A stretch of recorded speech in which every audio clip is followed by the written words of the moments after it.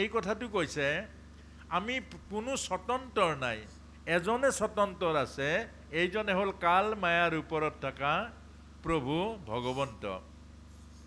কিন্তু এই স্বতন্ত্ৰ হৈ থকা জনে নীতি নিয়ম পালন নাই কৰা নেকি খুব ধ্যান দি শুনিব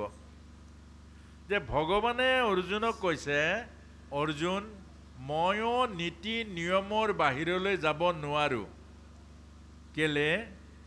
মই যদি নীতি নিয়মৰ বাহিৰলৈ যাওঁ প্ৰকৃতিৰ নিয়ম উলংঘা কৰোঁ তেতিয়াহ'লে মোৰো পাপ লাগিব কেলে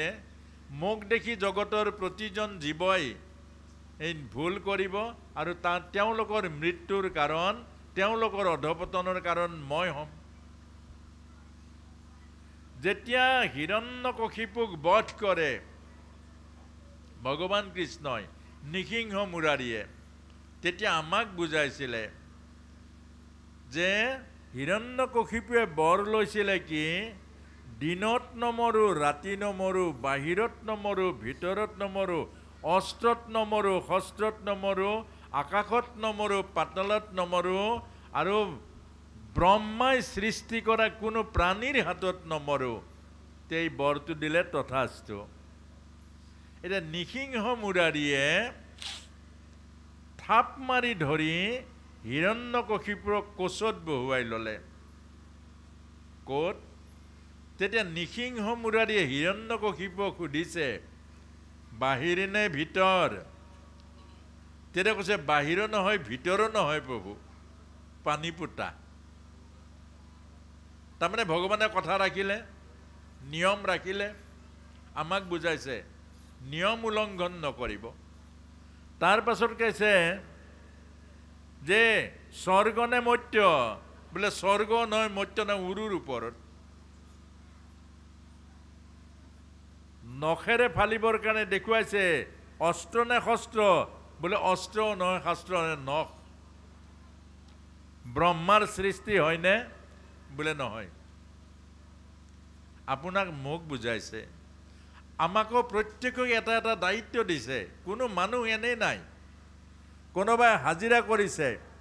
পূৰ্বজন্মৰ পাপৰ ফলত পুণ্যহীন কাৰণে আপুনি আজি হাজিৰা লৈ যাব কৰিব লাগিব দা লৈ কিন্তু সততাৰে কৰক আপোনাৰ ল'ৰা ছোৱালী ভাল হ'ব আকৌ যদি হাজিৰা কৰিও মানুহক ঠগে আপোনাৰ ল'ৰা ছোৱালীও ভিক্ষা কৰি খাব লাগিব হাজিৰা কৰি খাব লাগিব দুটা কথা সততাৰে হাজিৰা কৰক ন্যায়মতে হাজিৰা কৰক আৰু আপোনাৰ ল'ৰা ছোৱালী এদিন দুখ দূৰ কৰিব আপোনাক হাজিৰা মুক্ত কৰিব কিন্তু যদি হাজিৰা কৰোঁতো ঠগে আগৰবাৰ ঠগা কাৰণে আগৰ জন্মৰ পুণ্য নোহোৱা কাৰণে এই জন্ম দা লৈ হাজিৰা কৰিব লগা হ'ল আৰু এই কথাটো নুবুজি এইবাৰো কৰে পিছৰ বাৰ আৰু তললৈ যাব এটুকে বুজাইছে আমি আগৰ পুণ্যৰ ফলত কোনোবাই চাকৰি কৰিছোঁ কোনোবাই ডাঙৰ ডাঙৰ ঘৰ পাইছোঁ কোনোবাই ল'ৰা ছোৱালী পাইছোঁ কোনোবাই ভাল ভাল সুবিধা পাইছোঁ আগৰ পুণ্য আৰু এই পুণ্যক লৈ যদি আমি অহংকাৰী হৈ যাওঁ এই পুণ্যক লৈ যদি আমি অভিমানী হৈ যাওঁ এই পুণ্যৰ মাজেৰে যদি আমি মদগৰ্বী হৈ যাওঁ নষ্ট হ'বলৈ বেছি টাইম নালাগে এজন ৰজা আছিলে নহুষ পৃথিৱীৰ উদাহৰণ ভাগৱতৰ এইটো বুজাবৰ কাৰণে এই নহুষ ৰজা ইমান পুণ্য কৰিলে পৃথিৱীত ইমান পুণ্য কৰিলে সপ্ত ঋষি নি স্বৰ্গৰ দেৱৰাজ ইন্দ্ৰ পাতিলে আৰু দেৱৰাজ ইন্দ্ৰ পাতিলে যেতিয়া স্বৰ্গত এদিন উৰ্বশী স্বৰ্গৰ বেশ্যা খুব মনোযোগেৰে শুনিব অধপতন কেনেকৈ হয় মানুহৰ উৰ্বশীয়ে তেতিয়া ক'লে যে দেৱৰাজ আগৰ দেৱৰাজৰ কাষত শচী মাতা বহিছিল দেখিবলৈ শুৱনি আছিল আগৰ যিজন দেৱৰাজ আছিলে তেওঁৰ লগত শচী মাতা বহি আছিলে শুৱনি হৈ আছিলে আৰু আপুনি অকলে অকলে বহি আছে শুৱনি হোৱা নাই লগে লগে নহুকে এজন দূতক পঠিয়াই দিলে যোৱা দেৱৰাণী শশীক কবি মোৰ পত্নী হ'ব লাগিব শশীক কবি ইন্দ্ৰাণী শশীক কবি মোৰ পত্নী হ'বলে এজনী বিবাহিতা নাৰী এজনী পৰৰ তিৰতা এজনী বিবাহিতা নাৰী ইমান মতিছন্ন হৈ গ'ল এজনী বেশ্যাৰ কথাত লগে লগে খবৰ দি পঠিয়ালে তেতিয়া সেই শশী মাতাই ক'লে যি ব্ৰাহ্মণে আনি স্বৰ্গৰ সিংহাসনত বহুৱাইছিল তোমাক আৰু সেই ব্ৰাহ্মণৰ কান্ধত যদি উঠি আহি মোৰ ওচৰত আহিব পাৰা মই বিয়াত বহিবলৈ ৰাজি আছো তোমাৰ পত্নী হ'ম কিন্তু সেই ব্ৰাহ্মণে দোলাত কান্ধত লৈ আনিব লাগিব আৰু লগে লগে ব্ৰাহ্মণ চাৰিজনক লৈ আনিলে আৰু ডলা দি দিলে কান্ধত আৰু তাৰপাছত ব্ৰাহ্মণৰ কান্ধত উঠিলে আৰু লগে লগে ব্ৰাহ্মণ কিজনে এইটো গেট কৰে কিমান অজগৰ সাপৰ নিচা ইমান গধুৰ নে পেলাই দিলে অজগৰ সাপ হৈ গ'ল আচ্ছা পতন হ'বলৈ কিমান টাইম লাগিলে কওক এইকাৰণে ভাগৱত পঢ়া আৰু ভাগৱত শুনা মানুহ অহংকাৰী নহয় এই কাহিনীটো বুজি পায় ভাগৱত যিয়ে পঢ়িছে ভাগৱত যিয়ে শুনিছে অভিমানী কেতিয়াও নহয় প্ৰাণ গলেও নহয় এইটো কাৰণে আৰু আমাক বুজাইছে সেইকাৰণে মনত ৰাখিব যি পাইছো প্ৰভুৱে দিছে মৰম কৰি নিউতে টাইম নালাগে আমি যি পাইছো সেৱাত ব্যৱহাৰ কৰক জীৱন সেৱাত ব্যৱহাৰ কৰক যি পাইছে সকলো সেৱাত ব্যৱহাৰ কৰক আৰু সেৱাই মানুহৰ জীৱন উজ্জ্বল কৰে সেৱাই মানুহৰ মন মগজুক পবিত্ৰ কৰে সেৱাই মানুহৰ ভৱিষ্যত জীৱনৰ ৰাস্তা বনায় গতিকে সেৱা বাদ নিদিব আজি প্ৰায় সেৱাবিলাক কমিছে কাৰোবাক এসাঁজ ভাত খোৱাৰ পাছতো স্বাৰ্থ থাকিলেহে খুৱায় বিনা স্বাৰ্থত নোখোৱায় সকাম পাতি পৰি সেৱা কৰে সকাম নোহোৱাকৈ কোনোবা এজন যদি ইয়াত নামঘৰত 3 দিনো বহি থাকে সেৱা কৰা মানুহ নোলাব আকৌ সকামৰ দিনা পৰি সেৱা কৰে ল'ৰা ছোৱালীক জোৰ জবৰদস্তি আনি সেৱা কৰায় কিন্তু সকাম নোহোৱাৰ দিনা গ'লে মাত খাৰ দিবলৈও সময় নাই এই কথাটোকে বুজাইছে যে সেৱা নেৰিব আজি এজন পিতৃয়ে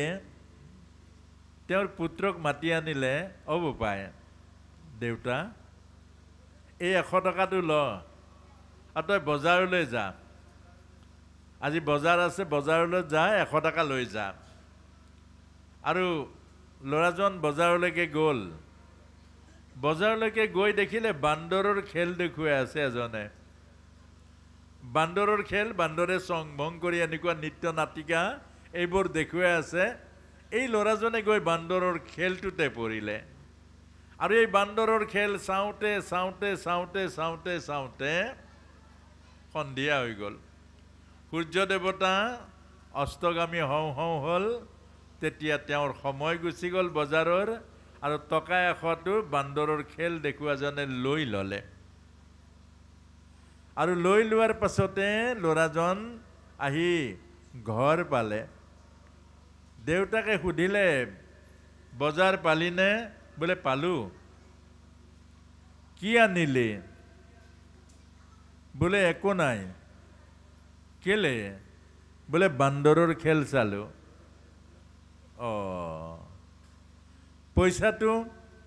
পইচাটো লৈ ল'লে 100 টকা দিলে বান্দৰৰ খেল চালে পইচাটো লৈ ল'লে ঘূৰি আহিলে আমাৰ সংসাৰৰ প্ৰায় সকলে এইটোৱে ভুল কৰে সংসাৰৰ বান্দৰৰ খেল চাই 80 বছৰ হোৱাৰ পাছত সুধিব যে দেউতা আপুনি বাৰু 80 বছৰ সংসাৰত কটালে এটা যাবৰ হ'ল কি পালে সংসাৰত হ'ব পায় একো নাই ইয়াৰ পৰা যাব লাগে এইটো বান্দৰৰ খেল 80 বছৰ হোৱাৰ পাছত মনুষ্য জন্ম পায় শতাংগই 2 দণ্ডত গতি পাইছিলে 34 বছৰত শংকৰাচাৰ্য অদ্বৈতবাদ প্ৰচাৰ কৰিছে আৰু 80 বছৰ পোৱাৰ পাছত কৈছে একো নাই যাব লাগে কলৈ যাব যাবৰ কাৰণে গোটাইছে জানো ভাড়া আনিছে জানো যাবলৈ হলেতো ভাড়া লাগিব গাড়ীত উঠিলেই পইচা লাগিব 100 টকাটো 100 বছৰ আয়ুস প্ৰত্যেককে দি পঠিয়াইছে ভগৱানে আৰু সংসাৰৰ হাতত এখন সংসাৰ হাত বেহা কৰিব দিছে প্ৰেমৰ বেহা মৰমৰ বেহা ভাল পোৱা সেৱা দান এইবোৰৰ বেপাৰ কৰিব দিছে হৃদয়ৰ বেপাৰ কৰক ভাল পোৱাৰ বেপাৰ যাকে দেখে ভাল পাওক सर्वे भवन्तु सुखिनः सर्वे सन्तु निरामयः सर्वे भद्राणि पश्यन्तु मा कश्चित् दुःख भाग भवेत् अर्थात सदाय गधूली गधूली প্ৰভুক খাটক হে প্ৰভু হে কৰুণাময় সকলোৰে মংগল কৰা সকলোৰে জীৱন সুন্দৰ কৰা কাৰো জীৱনত যেন হতাশা নহওক সকলোকে জ্ঞান দিয়া প্ৰভু সকলোকে বুদ্ধি দিয়া সকলোকে জ্ঞান বুদ্ধি জগাই তোলা এয়া বেপাৰ কৰক হৃদয় বহল হৈ যাব এদিন বহল হৃদয়ে ভগৱত লাভ কৰিব ঈশ্বৰক পাব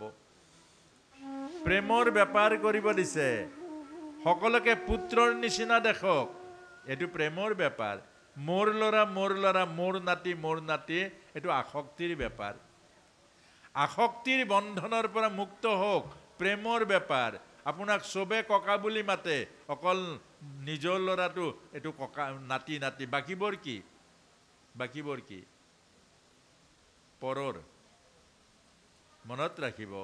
হৃদয়খন ইমান সংকীৰ্ণ নকৰিব হৃদয়খন বহল কৰি দিয়ক আপোনাক সকলোকে ককা বুলি মাতিছে সবকে নাতি দেখক সমান মৰম কৰক সমান দৃষ্টি দিয়ক সমান চকুৰে চাওক এইটোৱে বেপাৰ কৰিবলৈ দিছে সেৱাৰ বেপাৰ কৰক অকল নিজৰ লৰাটোকে নহয় আনৰ লৰাকো এবাৰ কিবা এটা খুৱাওক কাৰোবাক কিবা এটা দি লওক আপুনি কাৰোবাক কিবা এটা দিয়ক দিয়াটো ৰেকাৰিং ডিপজিট দিয়াটো আপোনাৰ নাযায় হি জমা থাকিব ৰেকাৰিং ডিপজিট দান এটা ধৰ্ম দিলে পায় দুগুণ পায় তিনিগুণ পায় বেংকত থলে যেনেকৈ ৰেকাৰিং ডিপজিটত পইচা পায় সুতে মূলে পায় আপুনি আজি কাৰোবাক দান কৰিছে সুতে মূলে পাব দান হল ধৰ্ম দিলে পায় আৰু আজি যে বৰ পুণ্য পাইছে আগৰবাৰ দি থোৱা কাৰণে পাইছে গতিকে খাই লৈ ধৰুৱা নহব কাৰোবাৰ পৰা আনিলে ভাবিলে এক ঠগি আনিলো যে মোৰ আৰু হাৰিলো এতিয়া মোৰ আৰু জমা আছে মনত ৰাখিব এদিন ধাৰ মাৰিব লাগিবই বহুতে বেলেগৰ ল'ৰা ছোৱালী তুলি আনি সব ধন টকা পইচা তাকে দি দিয়ে কেলে কাৰোবাক নানাকেতো গাঁৱৰ ল'ৰাখিনিকে দি দিব পাৰে নিদিয়ে কেলে বহুতে চাব যে গাঁৱৰ গোটেই অন্তত 3-4টা ল'ৰাখিনিক মই ল'ৰা বুলি ভাবি সব ধন বিলাই দিয়ক আপোনাৰ সেই গাঁও থকালৈকে আপোনাক দেৱতাৰ নিচিনা পূজা কৰিব কিন্তু আপুনি দিব নোৱাৰে কোনোবা এজনক মাতি আনি সব দিব তাৰ লগত আপোনাৰ হিচাপ আছে আগৰ জন্মত তাক ঠগি থৈ দিছে আৰু সেই কাৰণে আজি এই জন্মত 1 পইচাৰ পৰা গোটাই এদিন তাক সেইকাৰণে এই সংসাৰৰ হিচাপত চলে বে হিচাপত নচলে সেইকাৰণে কাৰো পৰা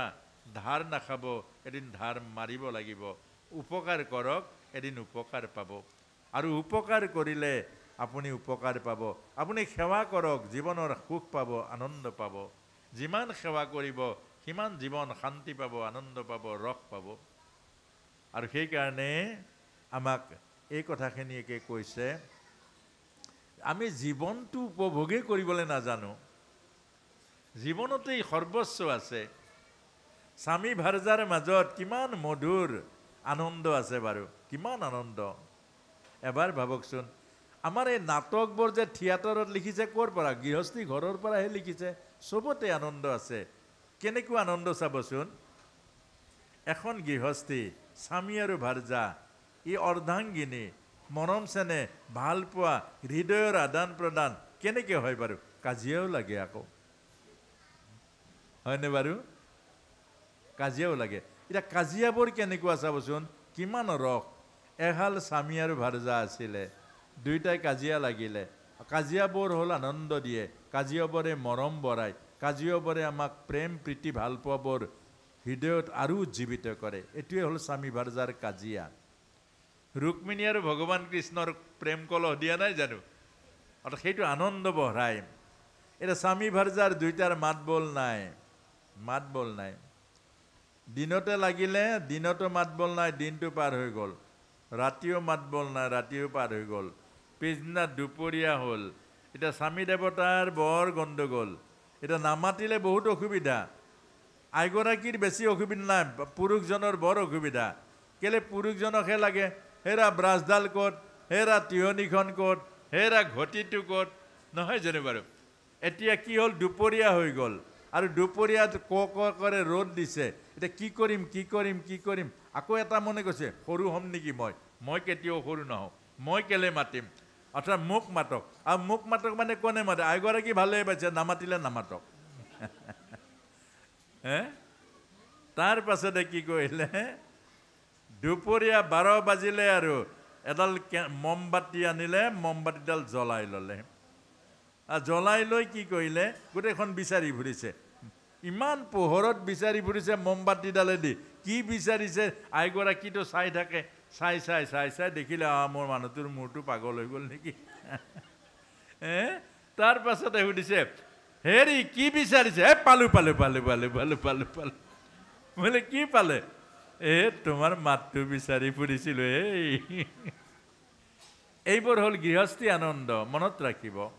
ভাঙনিখিনিতে গোটেই গীতাৰ ৰহস্যটো সোমাই আছে আৰু সেই 700 শ্লোকে হ'ল ভগৱানৰ মুখৰ বাণী